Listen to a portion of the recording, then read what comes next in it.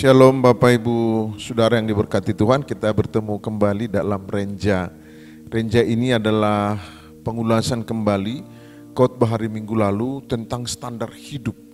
Standar hidup oleh Tuhan dan dunia.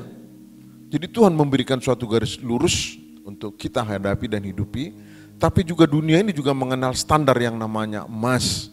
Untuk bisa memperoleh emas yang murni harus dibuktikan dengan membakar sampai 1000 derajat Celcius. Dan bangsa Israel juga diuji. Kita pun diuji dalam hidup kita. Itu kira-kira khotbah minggu lalu dan bulan-bulan ini. Dan kita baca untuk mengingatkan kembali ada suatu momen yang begitu penting di mana Nabi Musa mengatakan, hari ini akan menerima kemenangan dan akan melihat bangsa musuh kita akan dikubur.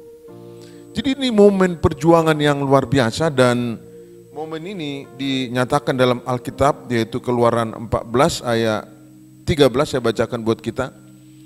Tetapi berkatalah Musa kepada bangsa itu, jangan takut, berdirilah tetap dan lihatlah keselamatan dari Tuhan yang akan diberikannya hari ini kepadamu.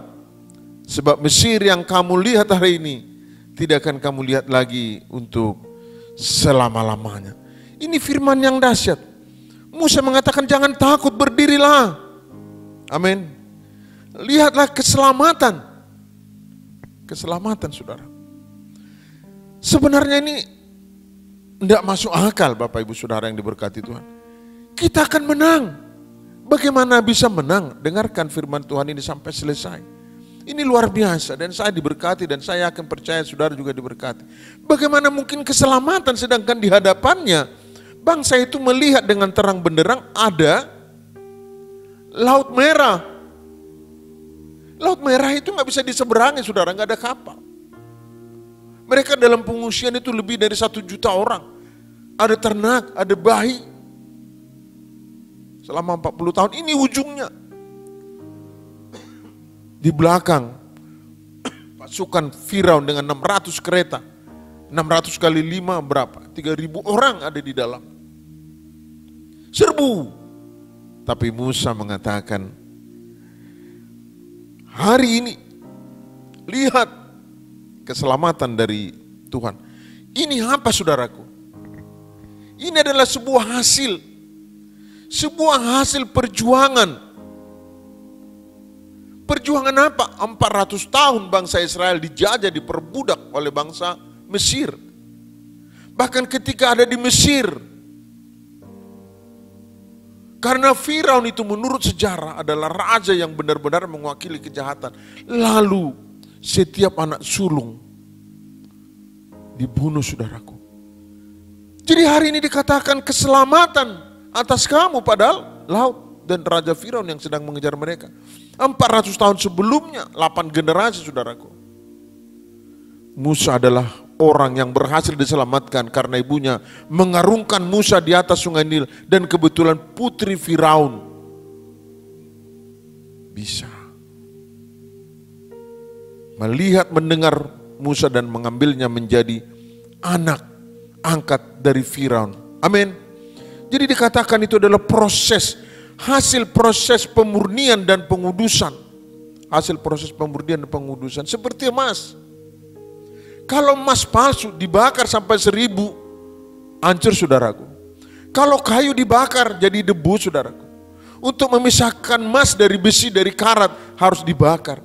Pemurnian bangsa Israel harus dengan campur tangan Tuhan. Standar hidup kita adalah standar Kristus saudaraku. Dikatakan apa? 400 tahun, 40 tahun di gurun pasir. Tapi bagaimana bisa 40 tahun tambah 440 tahun. Ini bukan kebetulan saudaraku. 1575 tahun sebelum Masehi, semua anak harus dibunuh. Dibunuh karena apa? Karena ketakutan dari Firaun. Karena jumlah bangsa Israel makin besar, takut kerajaannya akan direbut, takut akan terganggu. Begitu kejam sejarah kekelaman manusia dicatat oleh agama-agama di dunia bahwa Firaun. Jadi saya kasihlah judul daripada renungan senja pertama hari ini, yaitu Musa versus Firaun. Pertarungan kebajikan, kejahatan yang panjang sekali, sejarah panjang sejak tahun 1575 sebelum Masehi. Bapak Ibu Saudara yang diberkati Tuhan, ini apa sebenarnya ceritanya ini? Ini adalah pertarungan roh dan daging, ini adalah pertarungan roh. Roh yang dari Tuhan dan roh yang dari dunia ini, roh kekelaman. Bapak Ibu Saudara yang diberkati Tuhan, saya mencatat, saya pelajari. Dalam beberapa hari ini saya merenungkan, saya diberkati sekali. Enggak mungkin ceritanya bangsa Israel bisa menang, bisa lolos. Enggak mungkin saudaraku. Dijajah 8 generasi pada, enggak mungkin. Dengan cara apa? Ya dengan cara Tuhan. Bagaimana? Tuhan hanya memakai orang-orang yang Tuhan lihat siap. Musa itu punya hati saudaraku. Musa itu dikenal dan dikatakan oleh Tuhan adalah bangsa, adalah orang yang hatinya lembut. Amin.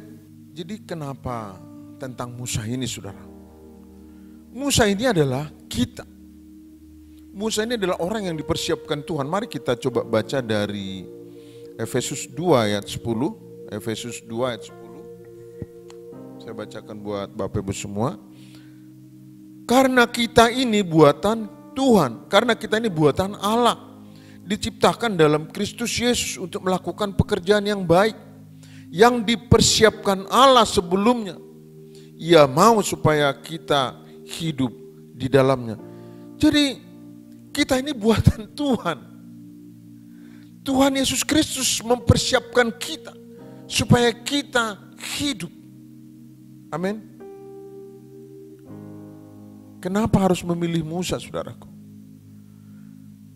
Orang yang hatinya lembut, suatu ketika Musa sebagai anak daripada Firaun yang diadopsi oleh Firaun. Musa itu adalah masuk kategori raja, anak raja. Namun ketika dia melihat, saudara, ketika dia menyaksikan perbudakan dan aniaya yang dialami oleh orang-orang Israel di Mesir, dia marah saudaraku. Itu sama dengan kita, kalau kita bisa membiarkan kejahatan di hadapan kita, kekerasan di hadapan kita, kita biarkan anak-anak kita, istri kita, tetangga kita, suami kita, tidak ada damai sejahtera. Tuhan gak berkenan saudaraku, tapi Musa ini, dia mau berkorban untuk bangsa, untuk sesuatu. Lalu dengan hatinya, dengan kekuatan perasaannya yang lembut, dengan ketaatannya kepada Tuhan, lalu orang Mesir itu yang dia pukul akhirnya meninggal dan dia lari saudaraku. Ini sebuah proses. Kenapa harus mati? Kenapa harus dia pukul? Ini sedang dipersiapkan oleh Tuhan. Lalu dia lari sampai ke Midian. Dan di dalam Keluaran 3 ayat 4 sampai 22 nanti saudara baca. Musa sedang menjaga ternak daripada mertuanya. Dia bekerja dengan sungguh-sungguh. Dan tiba-tiba dia lihat ada api. Di Keluaran 3 saudaraku ayat 4 sampai 22. Dia mendekat. Ada apa? Tapi dia lihat api menyala tapi pohonnya tidak terbakar. Lalu dia bilang, siapa? Ada apa? Tapi Tuhan bilang, jangan mendekat. Siapa kau? Kata Musa. Aku adalah aku. Dan di ayat ke-10 dikatakan apa? Musa, engkau tahu bangsaku. Jeritannya sudah sampai kepada aku dan aku minta kau berangkat bebaskan bangsa itu. Aku tidak bisa ngomong. Lidahku keluh. Di tengah kekeluhan daripada lidah Musa, dia merasa tidak sanggup. Dia merasa tidak bisa. Betul saudaraku. Tapi Tuhan melihat hati Musa. Berangkat. Coba lemparkan tongkatmu jadi apa? Jadi ular saudara. Musa mengatakan Harun aja Tuhan. Tidak. Siapa yang membuat lidah? Bapak saudara yang diberkati Tuhan. Saudara dan saya diutus Tuhan di tengah-tengah bangsa ini, di tengah-tengah rumah tangga kita, di Yerusalem kita. Seberapa banyak di sekitar kita yang sedang kesusahan. Itu pesan Tuhan, bukan Musanya lagi, kitanya. Amin. Orang seperti Firaun. Gak usah banyak kita cerita tentang Firaun. Semua dunia tahu apa itu Firaun. Akan ada selalu orang-orang seperti Firaun. Akan ada orang-orang yang membuatmu kesal, ada orang-orang yang membuatmu marah, ada yang membuatmu mengujimu. Itu ujian, bukan salah Firaunnya. Itu Tuhan adakan, Tuhan sediakan supaya kita bergantung sama Tuhan. Itu menguji seperti emas.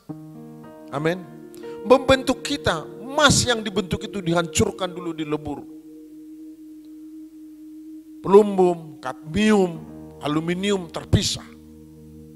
Mencairlah dia dan dibentuk menjadi perhiasan yang indah-indah. Lihat keluarga kita, lihat sekeliling kita berapa. Berapa lama mereka main gadget, bagaimana nilainya, bagaimana mereka tidur, jam berapa mereka tidur. Jangan-jangan jam 2 masih bangun, masih main gadget. Tidak ada penyembahan, tidak ada baca Alkitab. Firaun kenapa sampai begitu? Firaun itu menutup mata saudara. Tuhan kasih mujizat. Ada belalang. Di seluruh Mesir ada belalang. Masuk ke tempat Firman. Udah, Musa hentikan ini belalang. Dari angin timur datang belalang dari lautan. Musa bilang iya. Tuhan tolong Tuhan. Lalu angin barat membawa kembali belalang itu masuk ke laut. Lalu ada darah. Semua jadi darah. Ada nyamuk. Sampai anak sulung mati saudaraku. Bebal. Jangan sampai kita udah susah berantem tiap hari, kesusahan, kemiskinan terus menerus. Kita tidak sadar dan kita biarkan semuanya terjadi. Dan kita tidak introspeksi. Firaun sudah tahu begitu dahsyat Tuhannya. Begitu kekuatan Tuhan kita itu dahsyat. Firaun mengatakan apa? Aku tidak peduli. Kejar. Firaun juga tidak salah saudaraku. Dilihat di sana laut gak mungkin lolos nih bangsa. Bentar lagi gue tarik lo pada. Gak mungkin lolos, emang mau bunuh diri sama-sama lo di Laut Merah, kata Firaun. Kejar. Itu mengandalkan diri saudara. Jangan andalkan kekuatanmu. Mungkin usahamu sedang susah, mobil, rumah, dan lain-lain sedang terancam. Rumah tangga sedang goyah. Lihat. Tatap Tuhan. Ketika laut terbelah saudaraku. Sudah terbelah laut. Karya Tuhan atas bangsa itu. Lalu bangsa itu masuk. Masuk. Nyebrang ayo anak-anak semua. Tuhan siapkan laut yang kering juga lumpurnya saudaraku. Di laut itu ada lumpur di bawah tapi dia yang adalah Tuhan membuatnya licin supaya anak-anak kecil ternak-ternak bisa lewat. Lalu Firaun datang. Wah dahsyat sekali Tuhannya orang Israel ini. Kok bisa? Iya udah tahu dari 10 tulah. Itu pun bisa. Tapi dia tetap mengerti. Masuk serbu. Saudara tahu apa yang terjadi? Pasukan Firaun dikubur hidup-hidup di Laut Merah. Laut Merah adalah sebuah batas keselamatan hidup yang lama dengan hidup yang baru. Saudara mau diberkati? Lihat Musa. Lihat mujizat, lihat tangan Tuhan dikatakan kamu kusiapkan, kuciptakan dengan tanganku. Amin. Bangsa Israel adalah kita. Gambaran tentang kita, saudaraku. Gambaran yang nyata di Alkitab. Saudara, semua kita tahu betapa banyak luar biasanya Tuhan kita. Tadi sudah kita baca dari Keluaran 14, Keluaran 3. Bangsa itu malam-malam kedinginan saudaraku. Gurun pasir itu dingin sekali. Tapi siang hari panas sekali. Tidak ada air, saudaraku. 1 juta orang. Saya pernah lewat dari sana. Saya bayangkan berhari-hari 40 tahun mereka jalan dalam kekeringan. Frustrasi, bahkan mereka menyembah berhala, saudara. Karena frustrasi. Itu mirip kita, saudaraku. Betapa banyak berkat Tuhan yang kita telah terima, anak-anak kita, suami istri kita. Saudara yang diberkati Tuhan, malam-malam dingin sekali. Tapi Tuhan memberikan keajaibannya. Tuhan kasih apa?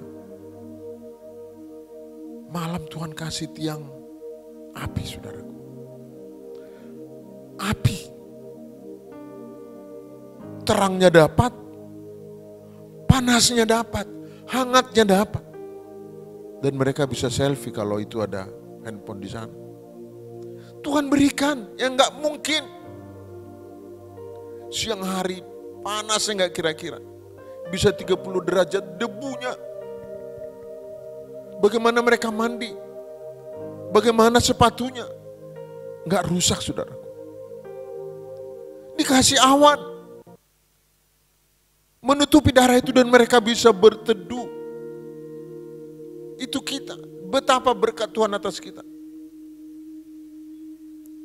Hari-hari ini kita sering memesan makanan lewat online. Makanan apa saja semua kita bisa pesan. Mungkin bagi kita hamburger itu enak. Tapi dulu zaman bangsa itu berjalan 40 tahun. Setiap hari di depan rumahnya, di depan kamarnya, di depan tendanya sudah ada hamburger. Mana roti dan daging? Dipesan online, iya Tuhan kirim. Saya renungkan betapa dahsyatnya dan mereka tinggal makan. Setiap pagi sudah datang. Di pintunya tinggal ambil, saudaraku. Tetapi ketika persoalan datang, ketika melihat bahwa Laut Merah akan membunuh mereka, tidak ada lagi jalan keluar. Sedangkan di belakang ada pasukan Firaun, dia katakan apa? Musa, apakah kurang kuburan di Mesir sampai engkau bawa kami di kuburan di gurun ini? Musa, kenapa engkau mengganggu kami? Mana melon, mana buah? Kenapa kamu bawa kami ke sini? Kami lebih baik jadi budak. Coba, Bapak sudah diberkati Tuhan, mungkin kita juga sering berlakon seperti itu. Kita biarkan kemiskinan, kebodohan, persoalan, penderitaan, pertengkaran tidak kita rapikan, tidak kita bawa kepada Tuhan, atau setidaknya kita mendekatkan diri pada Tuhan, atau membuat upaya supaya itu baik. Ini yang penting dari firman Tuhan dalam renca apa yang minggu lalu disampaikan. Betapa sebenarnya standar Tuhan. Bukti Tuhan yang mengatakan bahwa kita adalah manusia yang disiapkan, diciptakan dengan tangan Tuhan, segambar dan serupa dengan Tuhan. Ini adalah sebuah proses. Proses yang sudah Tuhan siapkan. Proses yang ajaib membawa dari perbudakan. Itu harus disyukuri. Dan proses itu dengan pengudusan dan campur tangan Tuhan, hanya Tuhan yang bisa menyelamatkan itu. Perkataan Musa, jangan takut. Berdirilah tegap. Haleluya. Amin. Keselamatan atas engkau hari ini, kata Musa. Dan orang-orang itu tidak akan kamu lihat. Tapi kenyataan, laut akan membunuh mereka. Tapi Tuhan bilang, angkat tanganmu Firaun. Angkat tanganmu Musa. Kenapa kamu taruhkan tongkatmu? Sekali lagi, inilah Tuhan kita. Sebenarnya satu pertanyaan besar ketika saya membaca, mempersiapkan ini. Kenapa bangsa itu tidak membawa atau tidak dibawa Tuhan melalui jalan yang lebih pendek, melalui daerah Palestina? Itu lebih singkat. Dan pasti ada jalan darat, bukan lewat laut. Saya mau beritahu Bapak Ibu Saudara, Tuhan adalah sutradara yang paling hebat di dunia ini. Dalam hidupmu, hidupku, hidup kita. Saya sangat diberkati dan 400 tahun penjajahan, perbudakan, 8 generasi. Bahkan di padang gurun 40 tahun. Nabi Musa itu adalah kita yang melaksanakan firman Tuhan. Nabi Musa telah memberikan kita sebuah contoh. Mari lakukan Bapak Ibu Saudaraku. Mulai dari Yerusalem kita. Sederhana saudaraku, kita bisa memulai dengan menyanyi bersama anak-anak kita.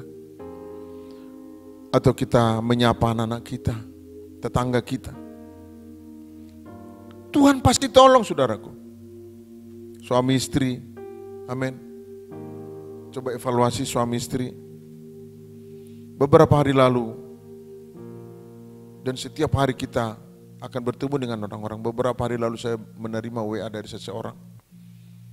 Dia begitu serius memberikan WA. Tolong tulang. Aku ini mau putus kuliah, aku nggak bisa lagi kos, aku harus ke Brebes. Aku nggak kerja, Tuhan. Berhari-hari dia WA. Saya pikir saya nggak punya pekerjaan. Saya ini hamba Tuhan, saya sudah pensiun. Pekerjaan di mana-mana PHK. Tapi WA terus dan saya pikir ini orang punya kemauan yang kuat. Dan saya katakan, oke, datanglah kamu. Kita akan diskusi. Saya percaya Tuhan pasti tolong. Jadi dengan membalas saja WA-nya, dia sudah senang dan dia janji besok dia akan datang dan akan tinggal di daerah ini. Bapak saudara yang diberkati Tuhan. Tuhan mengutus saudara di tempat saudara berada. Amin. Tuhan menempatkan saudara di tengah-tengah bangsa ini. Tuhan juga akan menolong saudara yang sedang sakit, Tuhan akan berikan kesembuhan. Amin.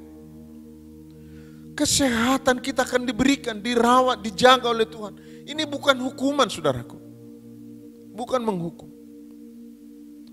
Bangsa Israel 400 tahun dibebaskan dengan cara Tuhan yang ajaib.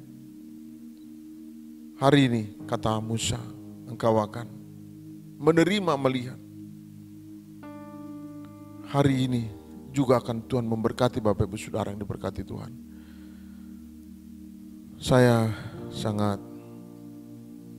bersyukur boleh menjadi bagian dari pemberitaan firman ini dan saya mengajak Bapak Ibu Saudara untuk merenung dan berdoa. Marilah kita berdoa. Terpujilah Engkau Bapa, Putra dan Roh Kudus, Engkau sudah memberikan kami kelegaan dengan kisah pembebasan bangsa Israel. Segala pujian bagimu kami boleh belajar dan kami percaya Engkau akan menaruhkan saat ini di hati kami masing-masing dimanapun saudara berada. Tuhan Yesus akan memberkati Bapak Saudara. Lakukan bagianmu. Ada orang-orang di sekitarmu membutuhkan bantuan, membutuhkan perhatian. Kalau orang itu datang kepadamu atau engkau sedang bermasalah dan ada orang datang kepadamu, percaya itu tangan Tuhan seperti tiang api, tiang awan. Seperti mana? Terima kasih Tuhan, Engkau dahsyat. Engkau telah memberikan kami suatu kisah sejarah, firman yang luar biasa. Terpuji-pujilah Engkau di dalam nama Tuhan Yesus Kristus. Haleluya. Amin. Tuhan Yesus memberkati. Silakan share, like, dan bagikan kepada banyak orang. Terpujilah Engkau Tuhan. Haleluya. Amin.